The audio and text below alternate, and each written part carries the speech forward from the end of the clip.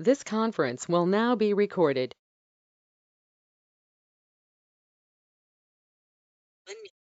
Hello, Rajita, can you hear me? Please go ahead, sir. Yeah, okay. I can hear you. Oh, yeah, okay. Good evening, everybody. Good evening.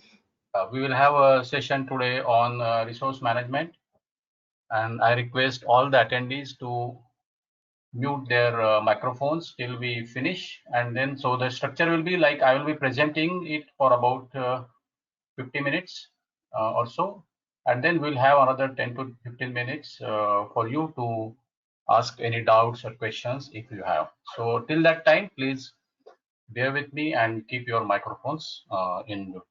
Okay. So today we are on the 13th webinar in this series. We are only left with two, which will be on communication and stakeholder management. So, we have gone through, we started with the EPC project introduction, then we talked about TCM framework, then we went into all the project management processes like uh, planning and scheduling, cost estimation, earned value management, and so on. So resource management is very important if you consider all of that, because unless you have invested wisely and appropriately in resources, you will not get any good result, of in all those processes. When I talked about the TCM framework, we talked about resources, and in TCM, as per TCM language, resources means everything in the sense that it is time, money, and physical resources. But when you go to project management, when you move from asset management to project management, there we talk about only physical resources. So this discussion of today's will be, limited to only physical resource management. So let's begin. This is my introduction. Those who have attended already know, so I'll just run quickly through this slide. I'm associated with ASE India Region 8, that is Asia Pacific, as a volunteer, and I'm more on, working towards taking, arranging some certification trainings and training and development. My background is oil and gas, but particularly EPC projects in oil and gas, power, and industrial projects. I have worked with, in initial stages with subcontractors. Then I worked with EPC contractors, and later when I left when I took my partial retirement, I was working with operating companies. So I worked with operating companies like Qatar Petroleum and ADNOC. I decided to take a kind of a retirement, semi-retirement. That means I am not in any any job such as permanent job. I'm basically doing consultant type of thing, and I'm into training and development. So that is what I like. I am a certified cost professional since 2004, and I'm also a PMP since 2010. I'm also associated with PMI Pune Deccan India chapter, and my hobbies are driving and traveling. Driving I started after I came back to India from my last job, and I'm doing a lot of road trips, currently grounded. And traveling, of course, I have visited almost 32 countries and look forward to visit many countries here and so on. So let us start with the resource management. As I said, we will be talking only about the physical resources during this discussion. Now, there are two types of resources. One is human, of course, what we know, and the physical means, all the material, equipment, and facilities and infrastructure which we need to execute the project.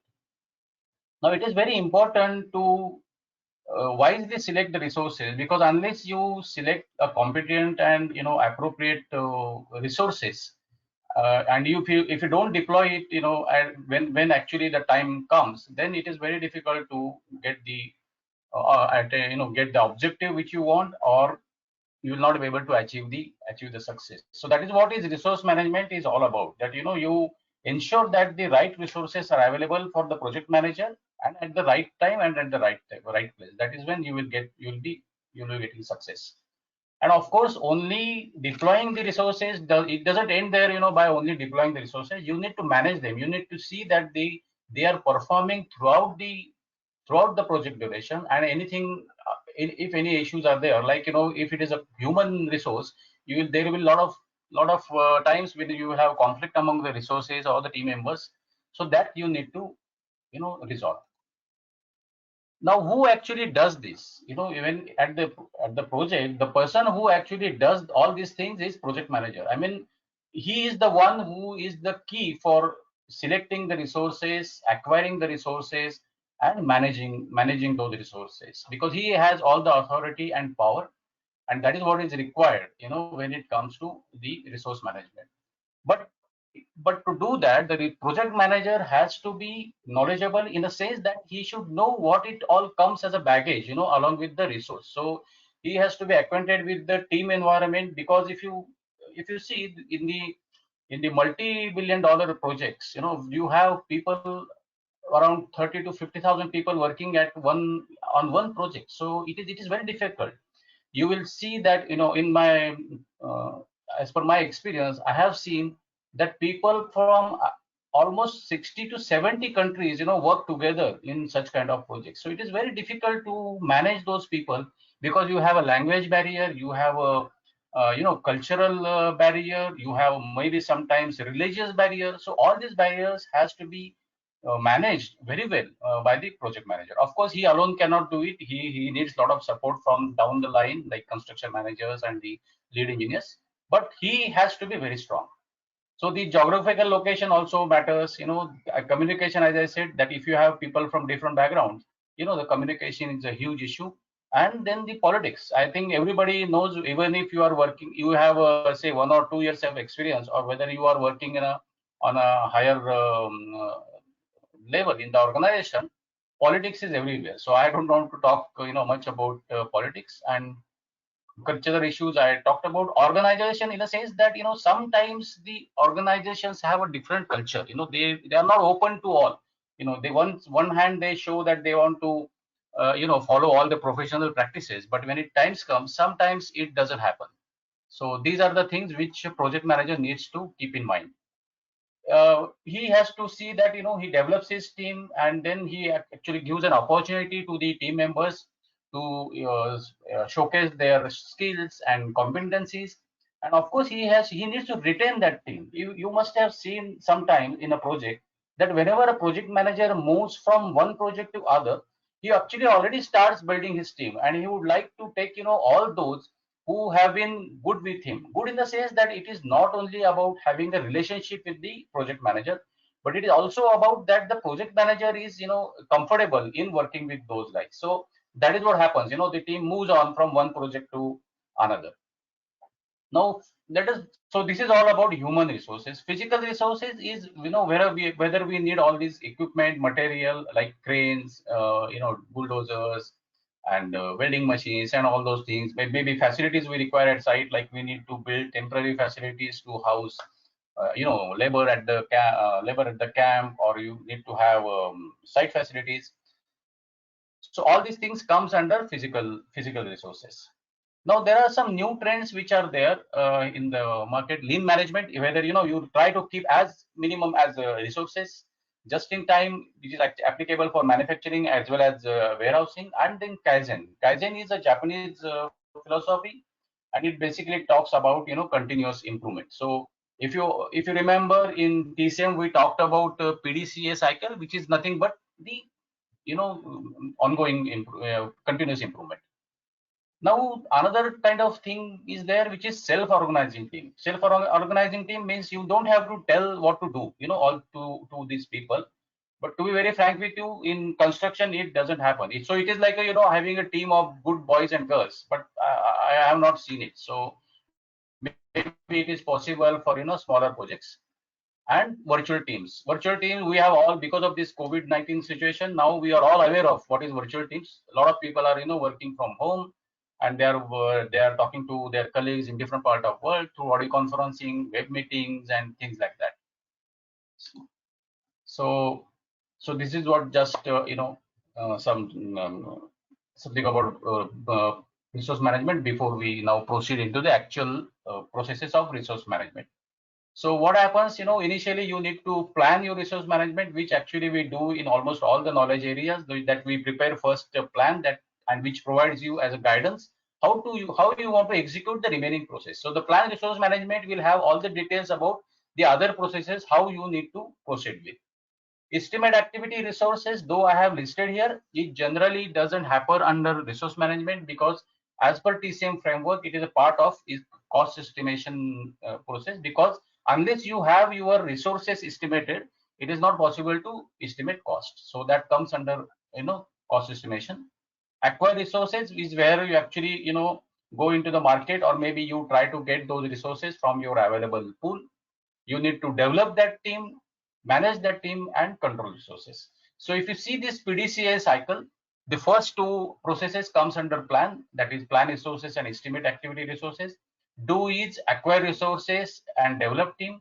Check is manage team, where you actually manage the team and you check their performance. Now for human resources, there is no control process actually. The control resource process applicable only for physical resources, because human resources, when you actually manage them, you are managing them based on the performance criteria or the feedback which you already have. So there is no separate control process for human resources. Now let us compare it with the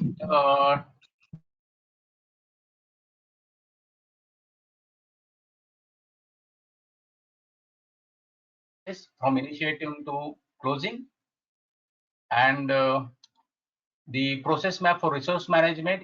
This is from the TCM framework.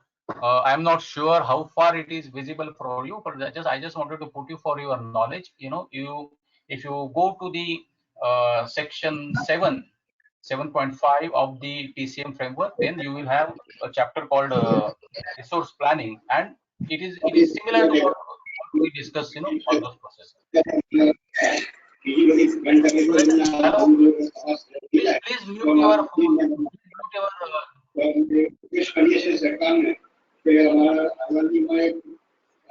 Hello.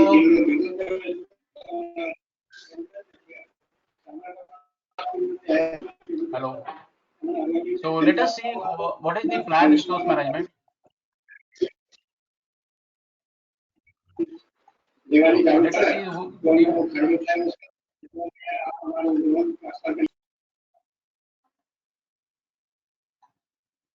Let us see.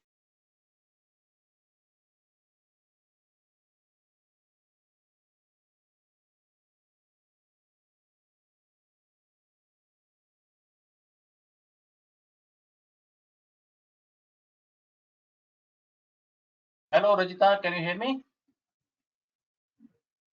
Carry on. Yeah. Okay. Please. Okay. Please keep your microphone on mute mode. Otherwise, we have only 1 hour to go through this. This is a huge topic. It is very difficult to cover in 1 hour. I will try to do my best, but I request all of you to mute your microphone so that we don't have a disturbance in between, and you get some time to ask questions. So what happens in plan resource management is that actually sets a procedure that how you are going to tackle your resource management thoroughly. So this is it actually tells you that how you are going to identify the resources, how you are going to estimate those resources, then how you are going to acquire those resources, how you will provide, how you will set up the roles and responsibilities for all those, because there has to be a standardization when you are actually acquiring a huge number of resources. It is difficult to go one by one and set those targets. It has to be some standardized procedure, because that will also help you when you are managing those resources. Like there is, you must have seen at the sites or at your workplaces, sometimes most of the times it happens, I would say, that the conflict arises from the reason that you find that there are two resources. They have the same experience, they may be having the same educational background, but their remuneration is different. Why it is so? Because it may be because of the skills and knowledge which they have acquired over that experience. It is not only theoretical. I mean, it is not only about showing your experience certificate, or you showing your education certificate. All that is about the knowledge which they have gained over that experience, and that matters. So that is why all that has to be documented as a part of the plan resource management process, which helps. So it may happen that tomorrow the project manager who actually planned all those things is not available. He moves to some other project, or there is some issue. So the other guy who takes over, he has to be there. He should know that how this project was going on. So all these documents actually help them. So there has to be a project organization chart which actually shows that how the reporting structure is there and how the team is being built. Then there should be you need some training maybe over the course. Then there are a lot of team development methods which we will see on the when we go there. And the last one is the recognition plan. This is very important. Now what happens that when you work on a project, on when there is a team working on continuously, of course as they gain more experience, there are expectations among themselves. That one is because the project has been successfully completed, and secondly because they have been associated with the team for a longer time. So there has to be some recognition for that. Now recognition is not about only monetary issues. It is not always about money. There are a lot of other methods, like you give some promotions, so the money comes automatically. There could be some only appreciation letters and things like that. So that, being a human nature of the resources, those things are very much required. Now, what are the inputs? What do you need when you want to plan the resources? There are two basic things. One is the scope. You need to know the scope based on which you will actually find how much resources are required. Now, when we talk about scope, it has to be a quantified scope, because unless you quantify your scope, you will not be able to identify the requirement of resources based on the productivity which you apply. And schedule baseline is required because you are actually deploying all those resources over the time period. So you need to know that for how long you are going to require that resources.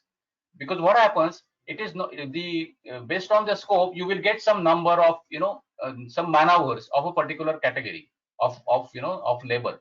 But then when you convert it into man months, and then it has to be put on the timeline to see that how many particular numbers you are required for that particular month, which is very important. And important, I would say, for those which are the resources are in like scarce resources that you don't get so easily. Now there are some tools and techniques that how you perform this plan resource management. The important thing I would talk about is the hierarchical charts, that is the work breakdown structure, organizational breakdown structure, and resource breakdown structure. When we are actually planning for a project, we have talked about this importance of WBS in our other sections, so I don't put much time on that, but I will show you some slides that how it is important to basically manage those resources, which actually provides you feedback for your cost management. The other thing is assignment matrix, which we called as a RAM, resource assignment matrix, and RACI is one of the good example of that. And text oriented formats is nothing like job descriptions. Whenever we actually hire people, we have job description ready, which is standardized in a case like how many years of experience required, what should be the educational degree, which project he should have worked, all those things. So let us look at the work breakdown structure. So this is the basic work breakdown structure where you have two levels of WBS. Your project is divided into areas, on-site, off-site, and then you have some units. Now at this level, you cannot assign resources. You need to go further down. So if you go to RBS, we go to the functions, like it could be engineering design, construction, testing, commissioning, like that. Then there will be disciplines, like if it is concrete, it will have foundations and things like that. Then piping could be rack piping around equipment and things like that. And below that, actually you can then assign resources for those particular activities. Now let us see how it works together. We have a WBS and an RBS. So combination of these is actually your project breakdown structure. Now why I am showing you this slide is because when you are actually tracking your cost and you want to manage and control your cost, it is not possible unless you actually control the resources which are associated directly with that particular activity, where you want to control the cost. So how to do that?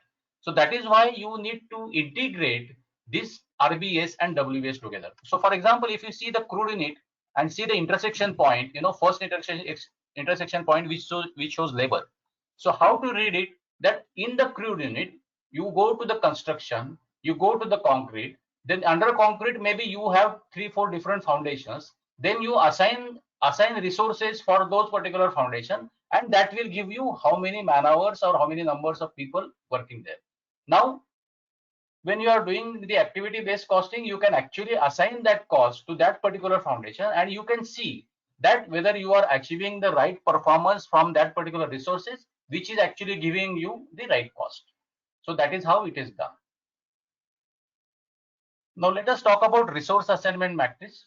So it is applicable only when you have say a target ahead of you for for a short duration. You want to achieve something like maybe oil in and something like that. So here what happens is you actually identify each and every resources and you assign the responsibility.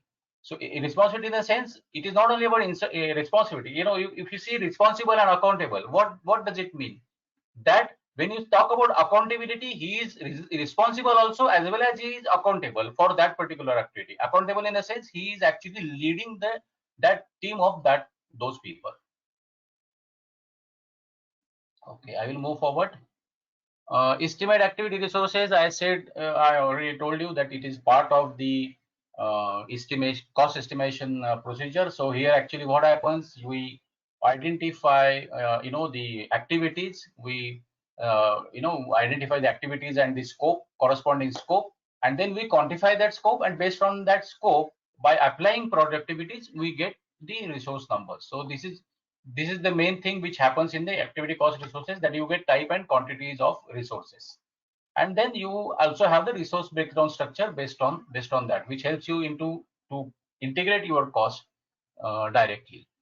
Now, how it is done? The same methods which we talked in the cost estimate section, that there are, depending upon the accuracy of what you want, you could have a bottom up estimating, which is actually level 4 or level 5 as per the ASEA classification, or you have level 1, level 2, depending upon the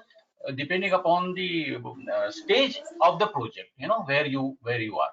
So I will not spend much time on the estimate thing. Now let us move to acquisition. This is where we actually, we now have the plan ready. We know how many number of resources and type of resources and category of resources are required. So this is where we actually now try to acquire those resources. Try to obtain those resources and deploy it on our project. This is very important step. Now what happens? Most of the time, this particular activity is done outside the project. If you have all these HR departments in our in the companies, so they are directly not associated with the project. It is very difficult to find any HR guy sitting at the site office. You will have all the people there, quality, HSE, all the discipline engineers, everybody, but you don't find many HR people, and particularly the decision makers sitting at the site. So what happens? This activity, in my personal opinion, I see that not a lot of attention is paid when actually the resources are obtained. They may be knowing that how many years of experience is required, or what kind of education they need. But what about knowledge? Knowledge can be judged by the experienced team members who have worked on many projects. So sometimes they are of course involved in taking interviews and all, but that only doesn't help. Naturally, the person who has good knowledge and good experience will definitely would like to have a more remuneration than what is had been set in your planning document.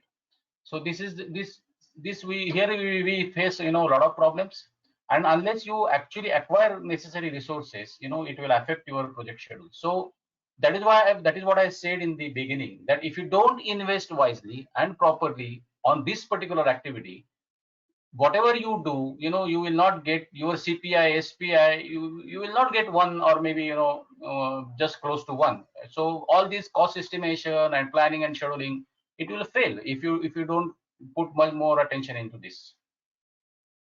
Now, after we actually acquire resources, what you get is there is a resource assignment document which you get, which tells you that what kind of resources are acquired, and then where those have been deployed. Now it happens that when you want to acquire those resources, it may happen that that maybe those are already available with the organization. Maybe some project has been already completed, so you have those resources available which can be directly deployed. That is one. Secondly, there could be some concurrent projects ongoing which may finish over the period, and maybe that timing is matching, so which needs to be done by the planners, seen by the planners. So maybe those resources can be taken over by the new project. And the third option is where you actually go into the market and search for the right candidates and source them. So this is how we actually acquire resources. Here I am talking about human resources. Similar things are applicable for physical resources also. Like your construction equipment, you do the same things. Some construction equipments are available with you. Then whenever those are available, you do this hire or buy analysis. You see that how long you will be requiring that particular construction equipment, and based on the the capital cost and the depreciation, you decide whether you actually want to buy that equipment, or you want to hire it equipment, because you have only few months to deploy it. So that is how it is done. Here also, what is important for you is you need to know the scope and you need to know the schedule. The other thing which I will tell you about is the resource calendar. Now resource calendar is generally on the site we work 6 days a week, and maybe 10 hours a day.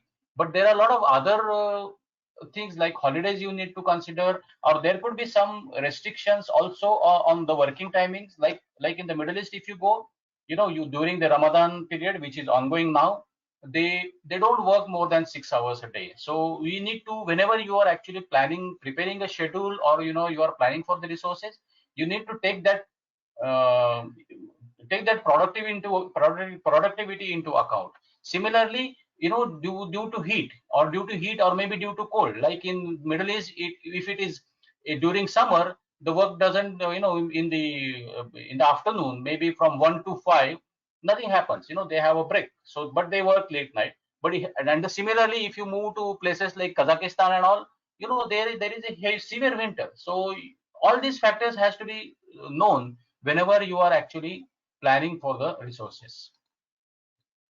So how do you acquire resources? How first thing is decision making. So there could be a selection criteria based on which you will select those resources. First thing is availability, whether those are available. Then of course the cost, it has to fit in your budget. There has to be experience, knowledge about the work which we are actually required to do. You need to check whether they have these skills, they have the ability. Now attitude is something is very difficult to judge, when you are actually doing an interview. In interview you may find out maybe all of the above factors, but how to find attitude? Now that is where the references come into picture. Maybe you have attended few interviews, and then later on you got a call from HR and they ask you, that give some references, or maybe they ask you beforehand. Like for operating companies, they check this much before. Why they want? Because they want to check that how was your relationship with your managers, and what was how you actually worked with them. I don't want to use the word exactly attitude, but what was your approach when you were actually working with them. So this is very important factor which is checked. And particularly when you have so many people available, like the situation which has come now, that after this COVID period, there will be abundance. People will be available in abundance because many people have already lost the jobs. So there, unless you have a very good track proven record, it's very difficult to get the job. So when actually I'm just going little off the discussion, what I want to tell the young professionals and also the students who are actually attending today's seminar is, don't look at this presentation only as if you are going to do the resource management. Remember that you are also part of it. You are also one of the resource to your organization. So when you actually finish this presentation, you yourself do an internal this thing, that whether are you following any of this, because this is how actually your project manager, or maybe your superior is actually looking for your support. So there are the few things which you also need to improve on your own to be a successful project manager in future.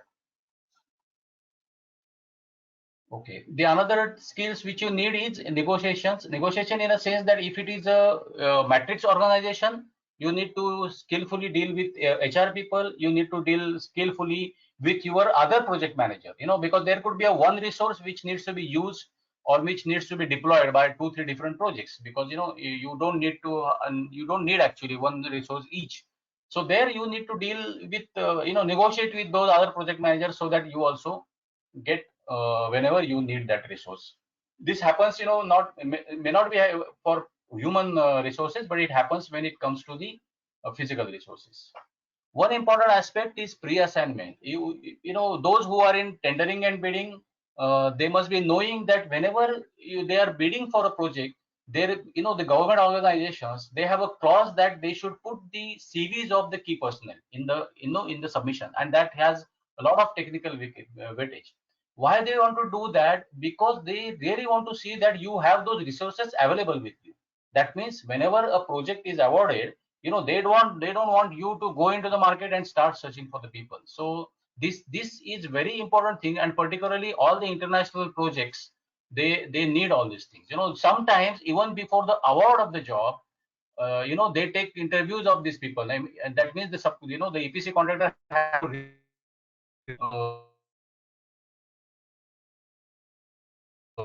really actually showcase those guys. Another technique is virtual teams. Now we all know about it. What is virtual team? So virtual team is basically the group of people sitting at different places, and then they're fulfilling their role. They are sharing their part of the knowledge or job responsibility and get the things done. Now there are some advantages as well as disadvantages of these virtual teams.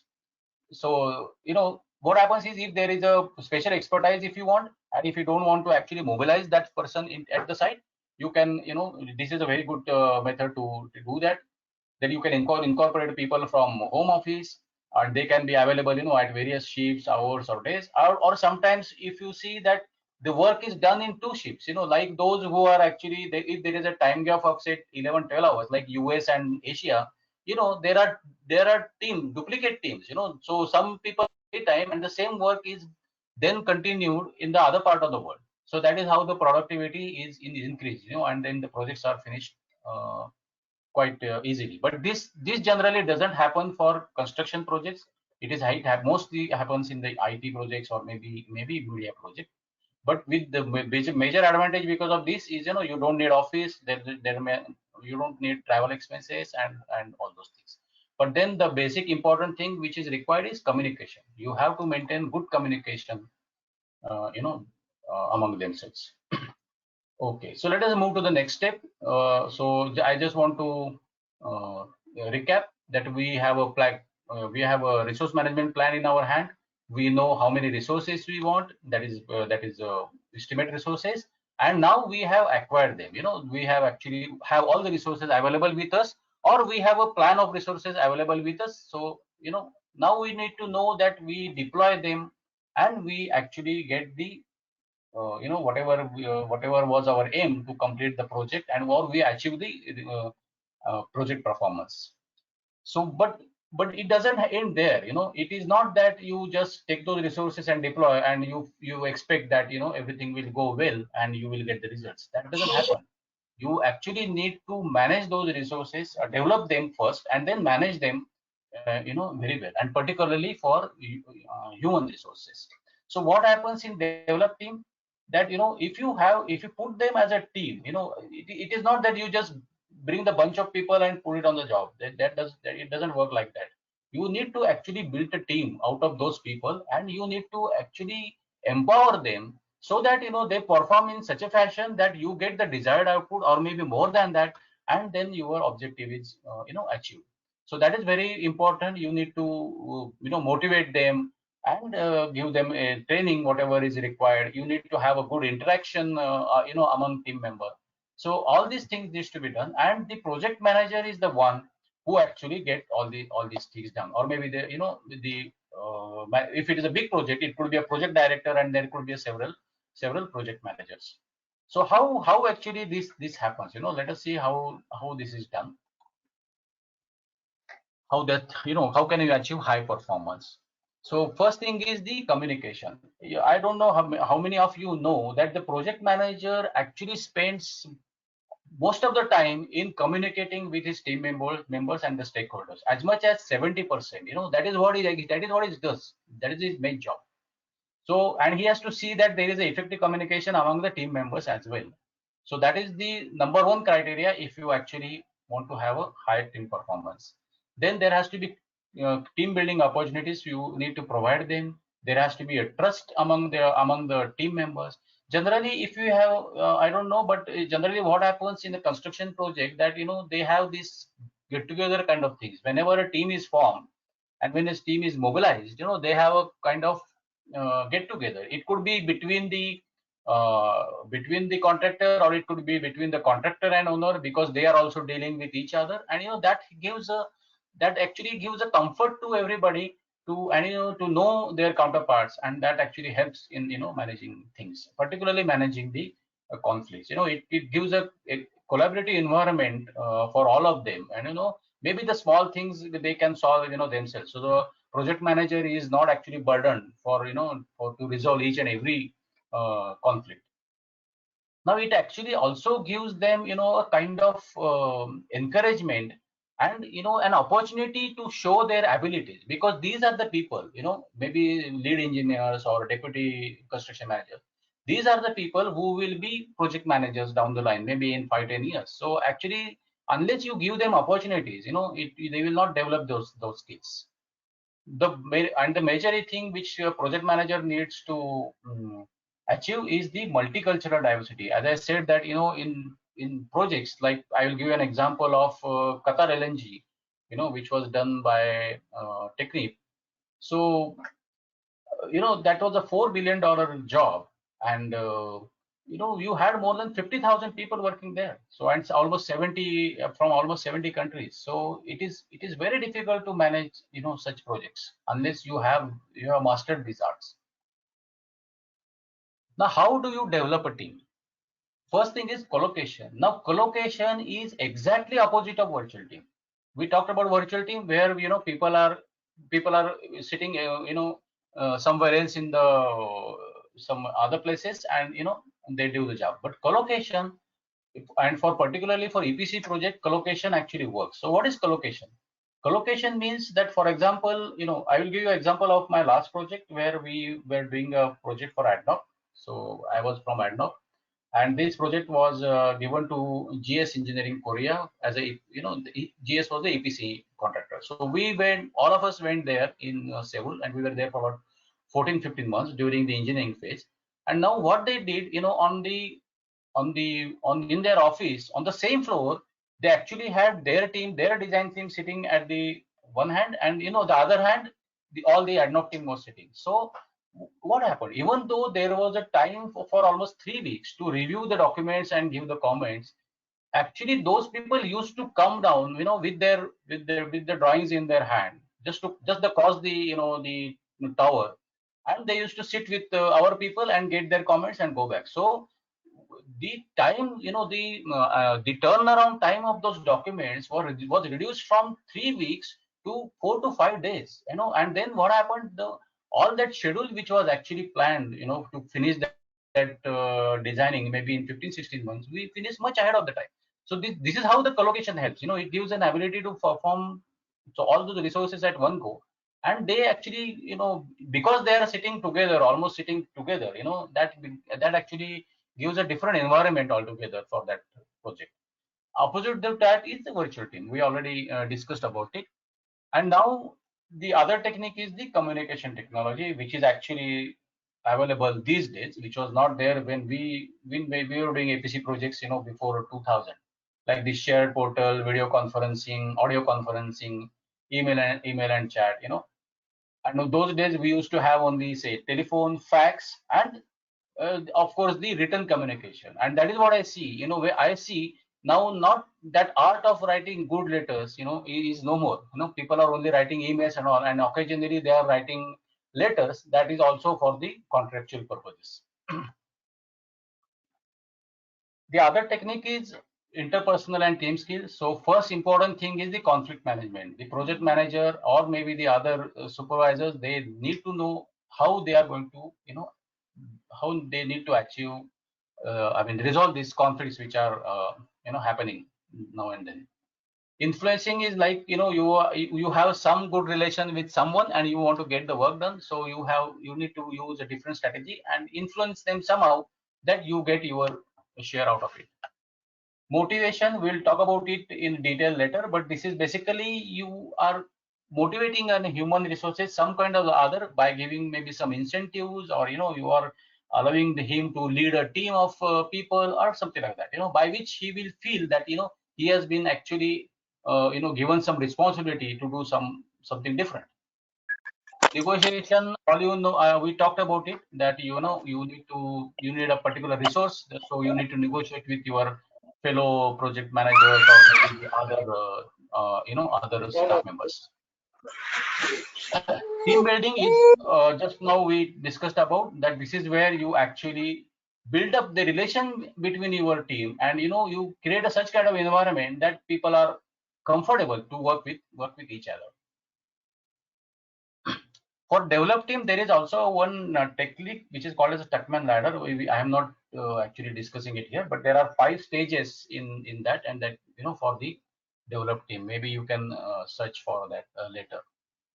Recognition and rewards, we talked about. Training, and then individual and team assessment means this is where actually you need to do some kind of maybe periodic measurement of the performance of your team as well as your team members.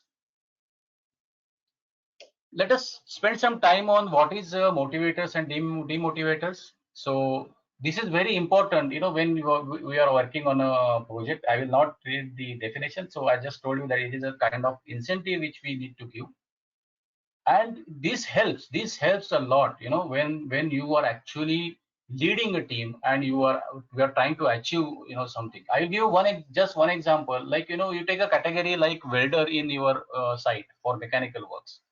Now these guys are actually can do wonders at site. If you pay them a good incentive, and if you give them a good work fund available, these people can weld joints which actually maybe 2 times or 3 times of your productivity which you have actually considered when you are doing estimate. So that is how it works. So that was just one example, but then there are a lot of other things which you need to consider when you are to motivate. It is called as baggage. Like there could be a problem with their personal things, there could be health issues, there could be industry change, like that person was working in some other environment and now he's working somewhere else. Maybe he has some previous grudge, or some personal negative opinion about someone. So all these things are difficult to manage. So case by case, if it happens, then these things needs to be actually tackled one by one and case to case basis. Now we come to manage team. Like now we have a team developed, so we need to now actually see that this team performs till the end of the project, and then you achieve the desired performance out of them. We have another process called as control team, also control resources, I would say. Now that control resources is applicable only for the physical resources. So for as far as human resources are considered, they are actually managed and controlled under this process only, because there is no separate they don't have to, unless you know their performance, you cannot manage them. So that is why there is no separate, we don't have to have a control resources feature otherwise. So how do you actually manage them? You have to see that they are there are no more issues with the among the team members, and they are giving you correct feedback, and that is how you are able to achieve that project performance. So all those skills are required. So what you need to know is, you need to know that how they are functioning.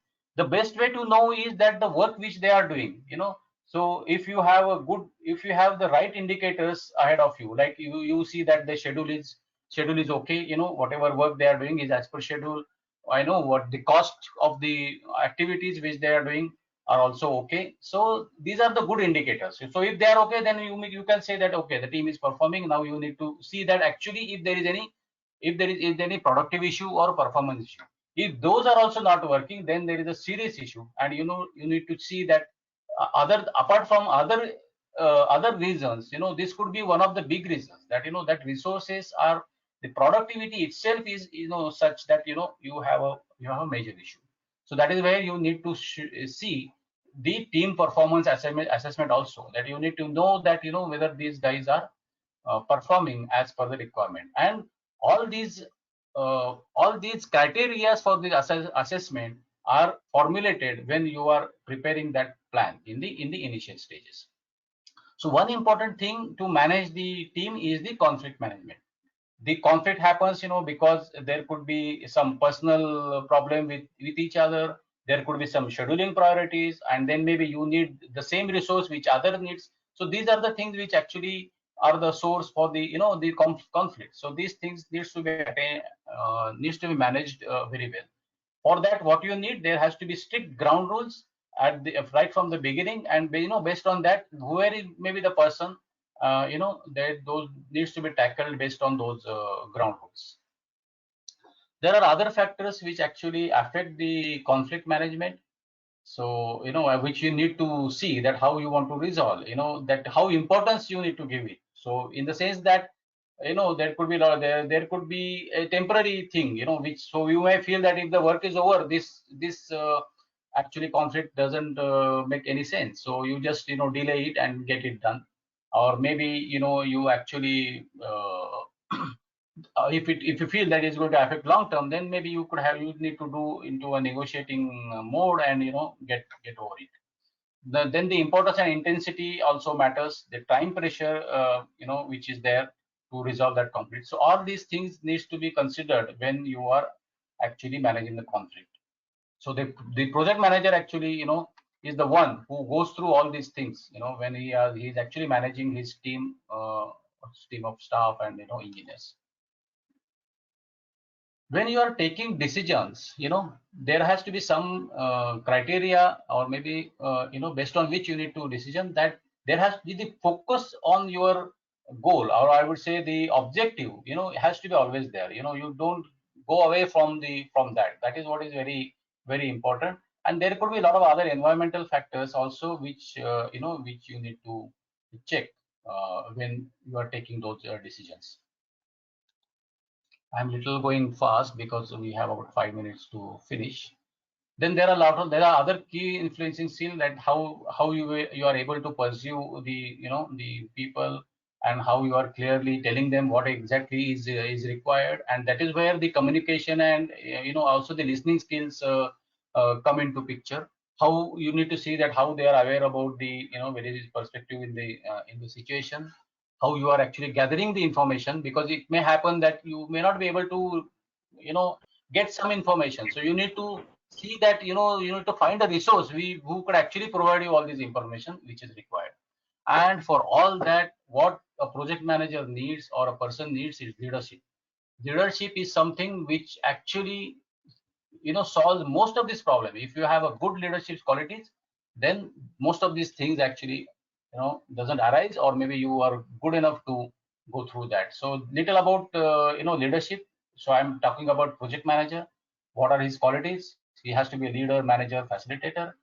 And then what challenges he face. There are extreme time pressure for these guys. He could be under tremendous pressure to finish one activity, and at the same time he has two people having some argument. So you just imagine that he is solving a issue which could be which could matter $1 million of his cost, and at the same time he is talking to two people who actually, if they are nice to each other, things would happen. But that is how the project manager goes through, and that is what is the important quality which he needs to have. So that is what I would tell all the young professionals and the students, that please keep this in mind, that what you actually need to do. Or maybe when you are passing through, you see that how you could change your behavior, or how could you help the others, your colleagues to change your behavior, so that you have a good collaborative environment and friendly environment when you are working on a project.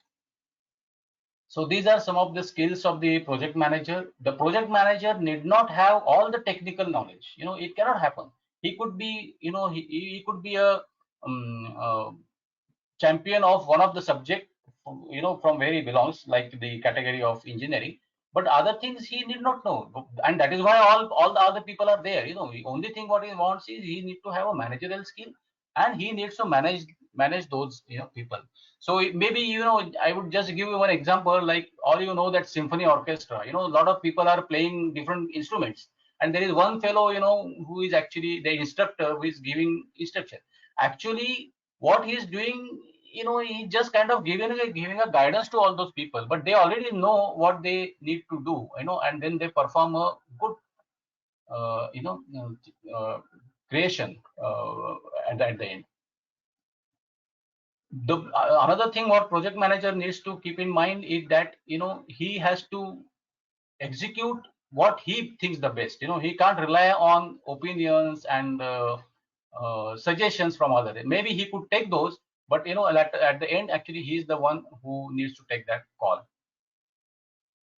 Okay, and then we are at the last we are at the last process, which is control resources. This is basically for the physical resources, not for the human resources. We already covered it into the manage thing, but it is similar to that. Here also, what you need is you need to have the measurements. You need to have the productivity checked for all those physical resources also, and then you need to take corrective and preventive action so that you don't face any issue. So basically, you need to see that the resource utilization is proper or not. The actual versus plan, you need to compare, and then you need to take the action. So here you need to do some data analysis. That is the alternative analysis, that maybe you could change one resource and bring another, so that you save cost and maybe you increase the productivity.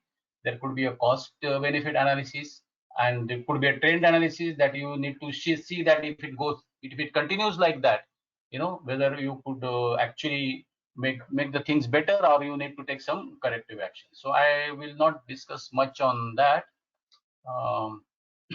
The important thing which you need to know here is the problem solving. That is what is required when you actually want to control the physical resources. And problem solving means you need to go to the depth. You actually need to find out the root cause of that problem. That is what is required. So maybe the cause effect diagram and other techniques like that will help you to find the solution. First find the problem, analyze it, and then you take a decision, so that the problem can be resolved. That is what is important here. Okay, so that is how I would like to end my presentation. And at the end, I would again request to the same thing to the young professionals and engineers, that you need to learn yourself also. So I would end with the saying that when you talk about resource management, actually it is like a self management also. That is what I would tell you. And okay, then so I am now ready to take questions if anybody has any question. Thank you.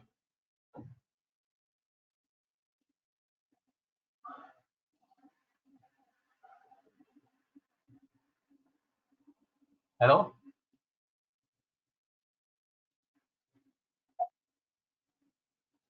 Hello.